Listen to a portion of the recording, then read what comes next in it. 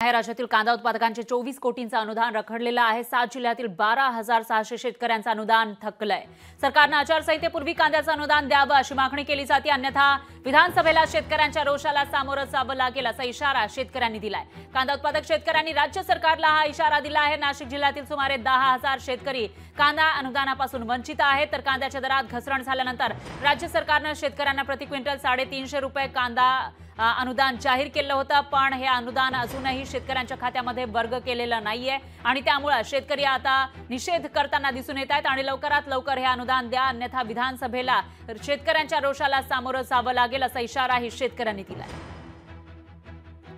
आचारसंहिता लागण्यापूर्वी राज्य सरकारने राहिलेल्या कांदा उत्पादकांचं अनुदान हे तत्काळ द्यावे अशी मागणी आम्ही कांदा उत्पादक शेतकरी संघटनेकडून करत आहोत।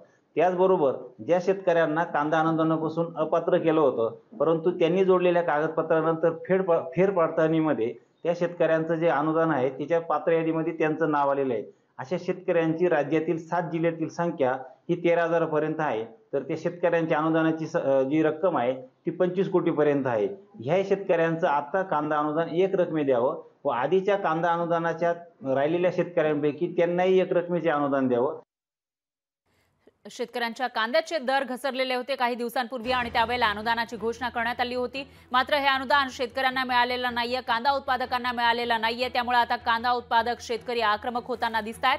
तर काही दिवसांवर विधानसभेची निवडणूक आहे, त्याच्या आधी हे अनुदान द्या अशी मागणी ते करताना दिसून येतात। कांदा उत्पादकांचे तब्बल 24 कोटींचं अनुदान रखडलेलं आहे। 7 जिल्ह्यांमधील 12,600 शेतकऱ्यांचं हे अनुदान रखडलंय। सरकारने आचारसंहिता लागण्यापूर्वी कांद्याचं अनुदान द्यावं अशी मागणी हे शेतकरी करतायत। लोकशाही मराठी ऐका, पहा, जागरूक रहा।